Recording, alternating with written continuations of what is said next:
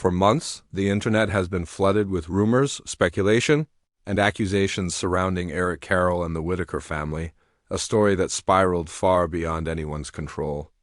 While countless creators jumped on the drama, turning tragedy into content and whispers into headlines, one voice stayed silent until now.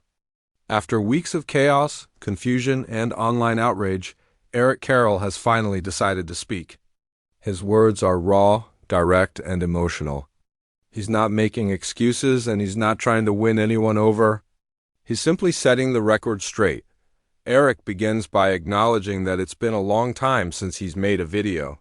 He admits that he didn't want to be part of the ongoing drama surrounding the Whittaker family, a situation that he now describes as completely out of control. He says that he didn't even know what's happening most of the time unless someone brought it to his attention. What is going on right now is a travesty, he says. It's clear that he's hurt, not just by the rumors, but by how quickly the internet turned something that was supposed to be good into something ugly. He goes on to explain that there's so much misinformation being spread that he felt compelled to speak up. There are so many rumors, he says, that he can't even keep track of them anymore. People are inventing stories, twisting messages, and fabricating entire scenarios that have no basis in reality. And while he can't share everything because there's an ongoing investigation, he wants people to know that he has nothing to hide. From day one, Eric claims he's been cooperating with the authorities. He's been talking to state police and adult protection services, providing every document, every message, and every piece of evidence that they've asked for. Whatever you need, I've got it, he says firmly. I've got nothing to hide. Eric insists that he has all the receipts, text messages, emails, and documents to back up everything he said along the way. He doesn't want sympathy, and he doesn't want fame. What he wants, he says, is truth.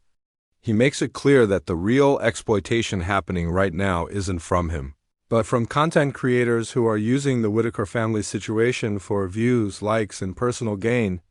All these content creators going around making up scenarios, he says, and nobody is even close to knowing what the real story is? Not even close. According to Eric, people have been manipulating text messages, inventing fake narratives, and spreading falsehoods about him, his wife, and his role in the situation. He says that many of the people speaking online don't have any connection to the family, yet they're acting as if they've known them their whole lives.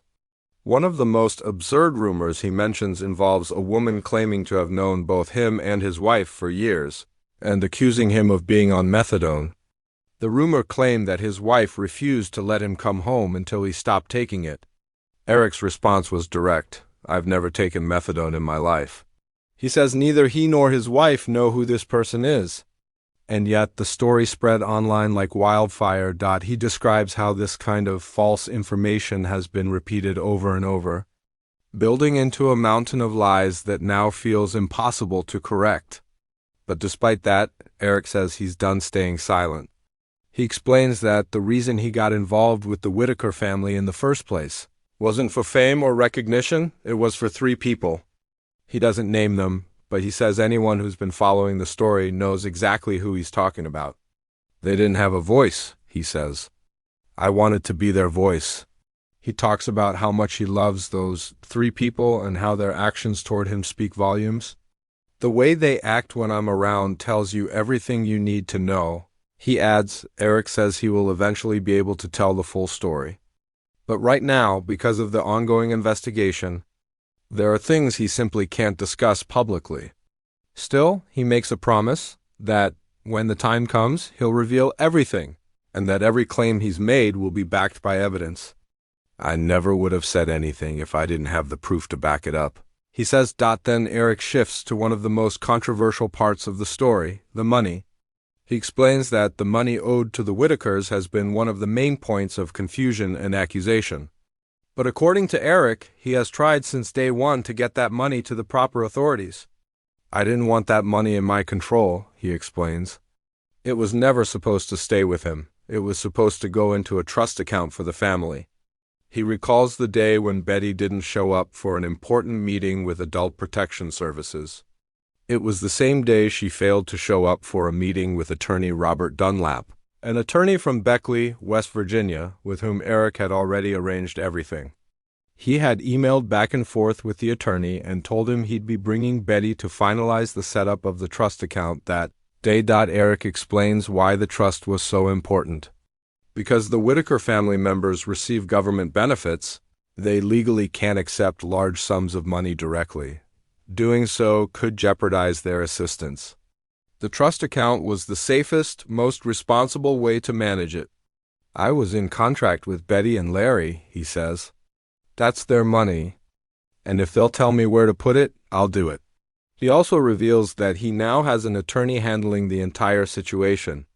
Hiring a lawyer wasn't something he wanted to do, but at this point it became necessary. The last thing I wanted to do was go hire an attorney, he says. I was in this thing to build a house for this family, a family that for the most part I love very much. But as time went on, things fell apart. That's not happening now, he admits. I wasn't getting the truth from anyone. Nothing was transparent. Eric becomes reflective for a moment, admitting that if he had known then what he knows now, he probably would have made different decisions. But even with everything that's happened, he doesn't regret trying to help. I know there are 3 people that are much better off right now than they were before, he says. That, for him, was what mattered most. Even though the journey has been anything but easy, he goes on to talk about how Adult Protection Services told him multiple times that the money would be taken out of his possession before he left West Virginia. That, however, didn't happen. The last time he heard from them, weeks ago, they said they were speaking to a judge who would decide where the funds should go. But no one ever followed up. Eric even offered to hand the money over directly to the state police and the lead investigator. He says they were fully aware that he was holding it, but no one took action. To protect himself and the family's funds. Eric created a separate savings account just for the money connected to the Whittakers. He says he hasn't taken a single dollar from it, not even to reimburse himself for expenses. It's just sitting there, untouched, waiting for direction from his attorney. He's going to be doing the distribution for me, Eric says. The attorney has already sent letters to Patrick, Betty, and Larry informing them that Eric no longer wants to be involved in the situation. This is not what I signed up for, he says. Eric sounds weary as he talks about how the entire project has unraveled. He emphasizes that he never intended to profit from the situation and that he hasn't made any content about it in months. Have I been making content? He asks rhetorically. I don't want to make content about this right now. He insists that he got involved purely to help a family he cared about, a family he wanted to see live a better life. But what started as a mission of compassion has turned into something dark, chaotic, and painful. This thing has just went completely off the rails. He says. Eric closes this part of his statement by saying that if those 3 family members were still there, and if he had the resources to build them a home, his heart would still be fully behind the project. But now, things are different. That's not what's happening now, he says quietly. And I don't even know what's happening now. He makes it clear that he no longer wants to be associated with the online drama or the chaos surrounding the family's story. I know I don't want to be involved in this, he says. He points out that anything seen online under the Whittaker Facebook name or similar pages isn't from him. It's not me. It's just not. For months, he's been sitting back, watching the situation unfold from a distance. He says he's been silent on purpose, choosing not to respond, not to post, and not to get involved in the circus that has formed around the story. I've just seen the circus continue, he says. I don't want to look at it. As the first part of his message ends, Eric's tone grows heavier. It's clear that he's frustrated, not only with the lies being spread, but with how the internet has turned a real, human story into a spectacle. These content creators going out there trying to bring this situation up to get views on themselves. It's disgusting, he says. Absolutely disgusting. He accuses them of exploiting the family and twisting the truth to boost their own visibility. You're claiming to have information you don't have, he says. You're digging into people's lives, trying to find dirt, all just to get attention. He pauses, then adds, Good job. You're irrelevant. Not really. It's sad. because there are real-life consequences to this. Eric's words close on a chilling note, a hint that what's happened in West Virginia runs far deeper than anyone realizes. When Eric Carroll continues speaking, his tone changes slightly. It's less defensive now and more reflective, the weight of everything that's happened resting heavy in his voice. He admits that what he experienced in West Virginia will stay with him forever. It wasn't just another project or a documentary to him, it was personal. He remembers where he was, what he was doing, and who he was with when the news broke that Charlie Kirk had been shot. The memory hits him hard. "I'll never forget it," he says. "It'll be just like 9/11s. I know where I was when I found out Charlie Kirk had been shot." He explains that at the time, he was staying in an Airbnb, far away from his own home and family. He had left everything behind for weeks to help the Whittaker family, fully committing himself to the cause. But when the news came that Charlie had been killed, it shook him to his core. In that moment, the entire story, one that had already been filled with hardship, misunderstanding, and pain, became darker and more tragic. Eric says it was one of the most surreal moments of his life. Sitting alone in a strange town in shock, trying to process what had just happened, he recalls that not long after, he had to leave the Airbnb he was staying in because of the condition it was left in. It was trashed, he admits plainly. He adds that he has all the video evidence and documentation needed to prove it. According to him, the situation was handled appropriately, and the evidence has already been shared with the right people. Those who had to clean the Airbnb confirmed what happened and were willing to speak up about it. He says all of this calmly, not with anger but with exhaustion, as if the chaos around him has left him numb while he was still in West Virginia. Word began to spread about where he was staying. People started showing up near the Airbnb, some in support and others out of curiosity. Many were worried about him. They told him that he didn't realize how deep the situation really went, how serious the circumstances were. Some even warned him that he had no idea what he'd gotten himself into. "That freaked me out," he admits. It wasn't what he had expected when he first decided to help the Whittaker family. What began as an act of kindness had now turned into something much more intense and dangerous. Eric explains that the longer he stayed, the more he realized how complicated the entire situation really was.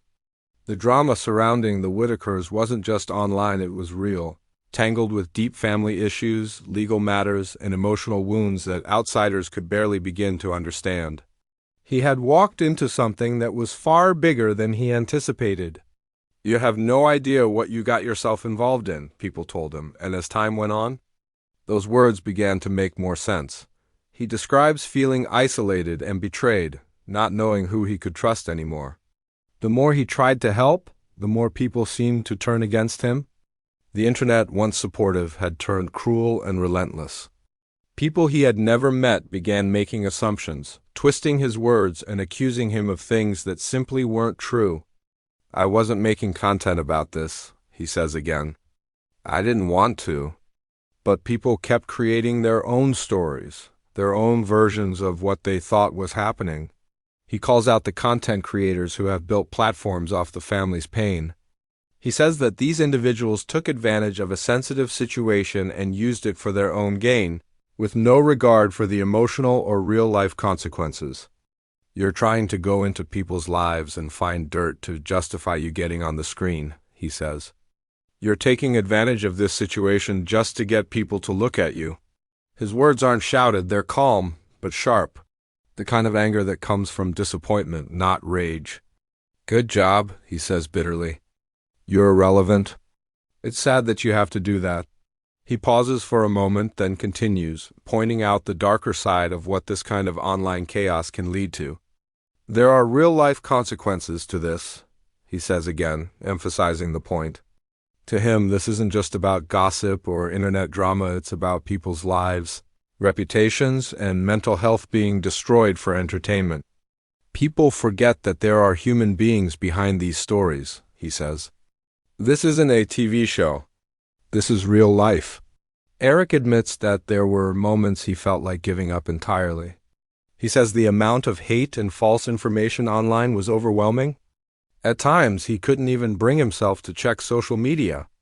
I didn't want to look at it, he says quietly. I just didn't. He explains that every time he went online, he saw more lies, more assumptions, and more people claiming to know what was going on behind the scenes. Yet none of them had the facts. None of them had been there. None of them had seen what he'd seen. He reiterates that from day one. He has been transparent with authorities and has done everything asked of him. I've talked to the state police. I've talked to adult protection services. I've handed over everything I have, he repeats. He stresses that there is an ongoing investigation and that he can't share all the details. But when the time comes, the truth will speak for itself. When I can talk about it, I will, he says. And I promise everything I've said will be backed up with proof. He also talks more about the money, how deeply misunderstood that part of the story has been. Many online creators accused him of misusing or withholding funds, but Eric says that's completely false. I tried to give it to the authorities, he explains again. Since day one, I didn't want that money in my control. He repeats that the funds were always meant to be placed into a trust account for the family. He had even arranged for a meeting with the attorney to make it official, but that meeting fell apart when Betty failed to appear. Eric clarifies that the money is still safe. He opened a savings account exclusively for those funds and has not touched a single cent. I haven't reimbursed myself. I haven't taken out anything, he says. It's just sitting there. He explains that his attorney will handle the distribution when the time comes, and that letters have already been sent to the family members involved. It's not my money, he says firmly. It's theirs. I just want to make sure it's handled the right way. He acknowledges that people may question his motives or wonder why he got involved at all. His answer is simple: compassion. He says that when he first met the Whittaker family, his heart went out to them. He saw a group of people living under incredibly difficult circumstances and wanted to help. I wanted them to have a better life, he says. That was it. He never intended to become the center of controversy or to be accused of wrongdoing. In his mind, he was doing something good, something meaningful. But as he now sees, good intentions aren't always enough when the world is watching. Eric admits that if he could go back in time, he would have approached things differently. Not because he regrets helping, but because he regrets trusting the wrong people. If I knew then what I know now, he says, I never would have gotten involved. He pauses, then corrects himself. No, that's not fair. Because I know 3 people who are better off now than before. And that means something. There's a sense of sadness in his words, but also closure. Eric seems ready to move on, to step away from the chaos and let the truth reveal itself in time. He says he no longer wants any involvement with the situation. His attorney is now handling all matters related to the money, and he has no plans to continue engaging with the drama online. This is not what I signed up for, he repeats. I wanted to help, and I did what I could, but I'm done. He ends by turning his attention once again to the online creators who continue to exploit the story for views. You're not helping anyone, he says. You're just adding to the noise. He explains that while they profit from attention, real people are hurting. Families are being torn apart, reputations destroyed, and innocent individuals are being dragged through the mud. There's nothing entertaining about that, he says, for Eric. The most painful part isn't what's been said about him, it's what's happened to the people he tried to help. The ones who didn't ask for any of this. The ones whose lives were put on display for millions to dissect and judge. They didn't have a voice, he says again. And that's why I tried to be one. As part 2 of his story unfolds, Eric's message becomes clear. He's tired of the lies, tired of the hate, and tired of seeing good intentions destroyed by greed and ego. He isn't claiming to be perfect, but he is claiming to be honest. And in a world where truth is often drowned out by noise, that honesty is what makes his words resonate the most. Eric. Carroll's message grows heavier as he continues to explain what has unfolded over the past several months. His voice carries the exhaustion of someone who has been publicly torn apart, misunderstood, and misrepresented by people who never cared to learn the truth. I've been sitting back, he says, his tone filled with resignation. I've watched the circus continue. I don't know what's going on unless people tell me about it, and honestly, I don't even want to look at it. It's clear that Eric is a man who has reached his limit. What was once a mission built around compassion has become a nightmare, driven by social media speculation and online manipulation. He expresses how disturbing it's been to watch people online take his silence as an admission of guilt. Silence doesn't mean guilt, he says quietly.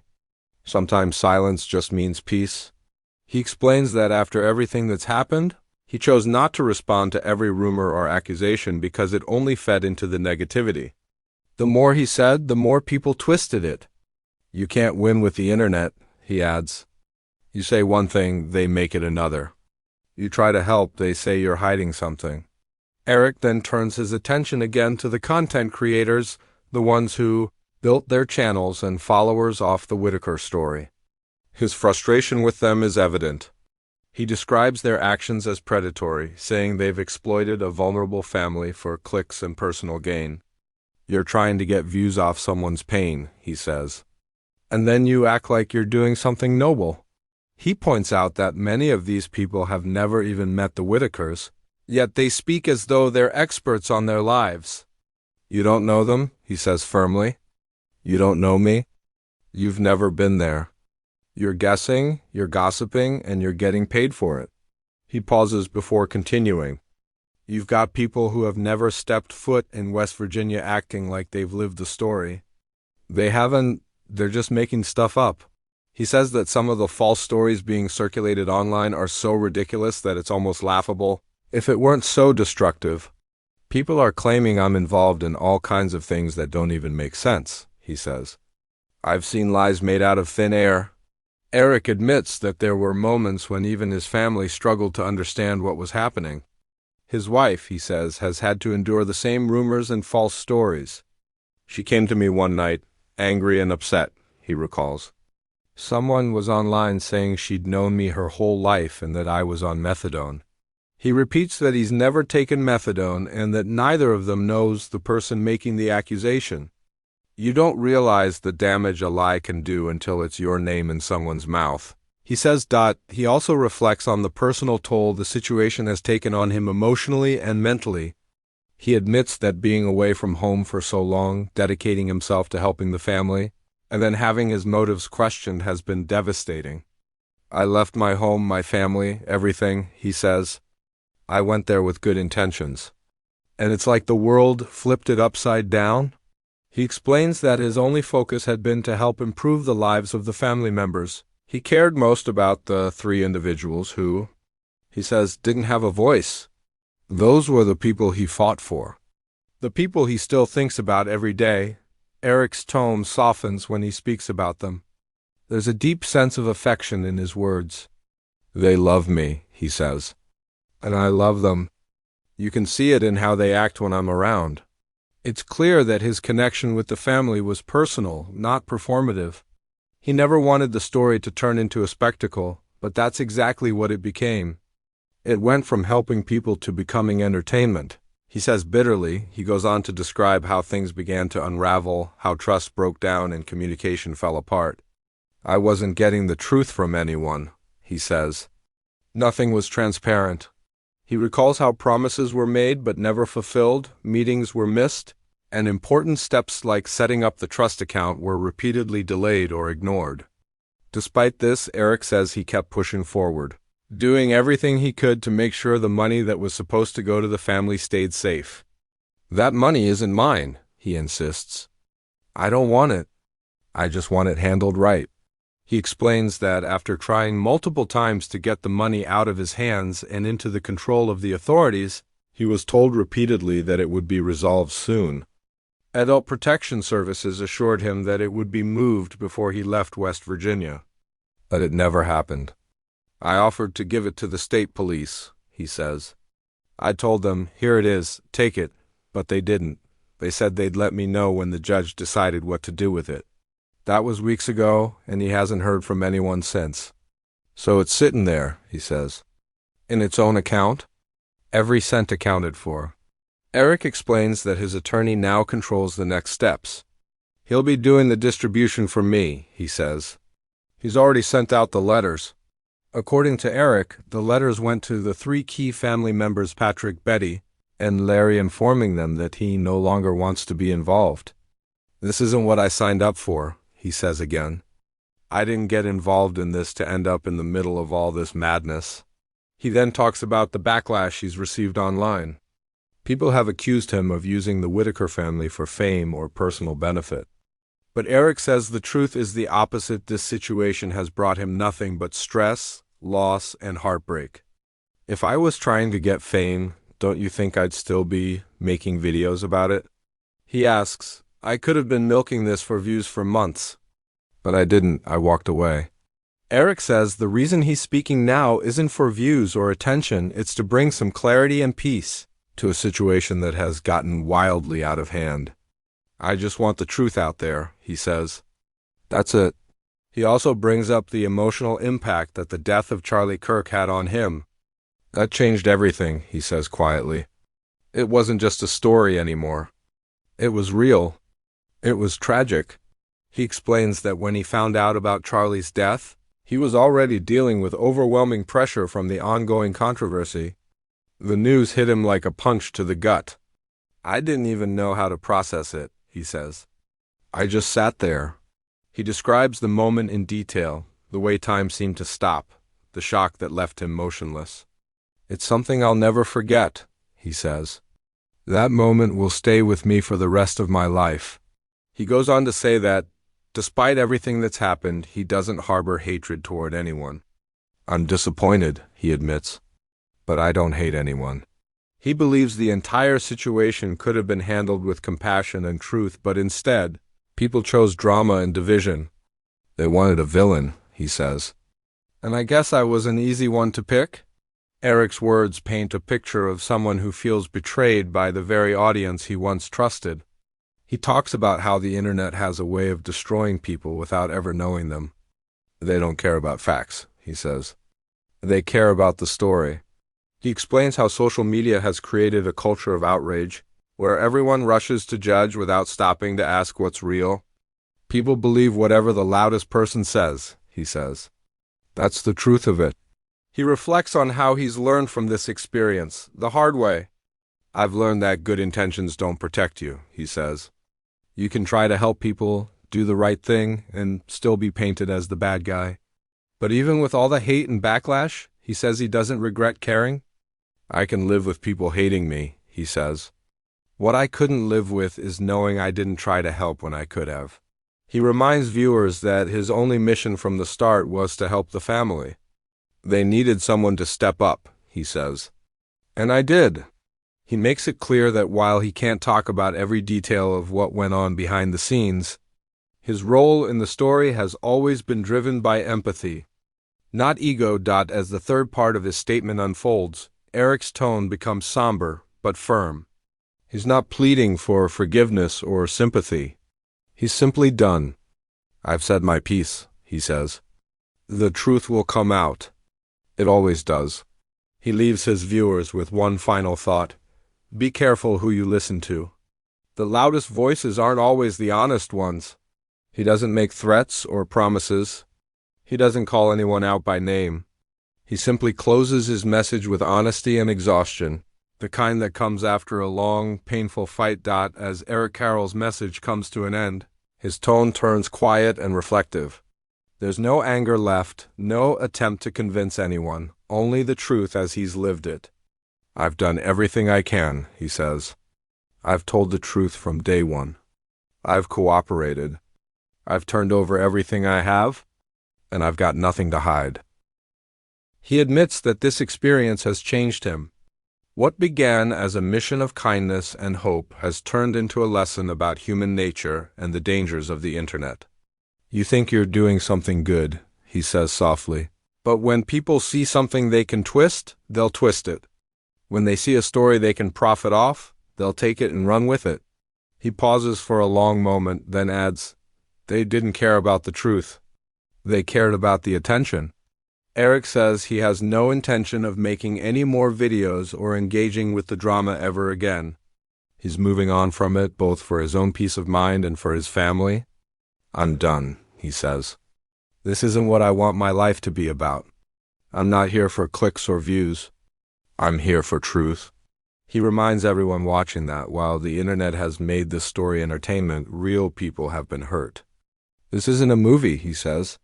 These are real lives. Real pain. And what people did, the lies, the rumors, the constant attacks, it has consequences. It breaks people down. Despite the heartbreak, Eric ends with a message of gratitude for those who still believe in him. To the people who've stood by me, he says, thank you. You know my heart. You've seen what I was trying to do. I didn't do this for fame. I did it because I cared. He emphasizes that he will always care for the 3 family members he set out to help, even if he's no longer directly involved. They didn't have a voice, he repeats quietly, and I just wanted to give them one. Eric's closing words are both a farewell and a warning, not to the family but to the public. Stop believing everything you see online, he says. Stop letting strangers tell you what's real. If you weren't there, you don't know. His final statement is simple, honest, and powerful. I'm not the villain they made me out to be. I'm just someone who tried to help and got caught in something much bigger than I ever expected. With that, Eric ends his silence. No theatrics. No drama, just truth. The noise around him may continue, but his message is clear. He's walking away with his integrity intact, ready to leave the chaos behind. Thank you for watching this video. Click here to watch another video that might interest you.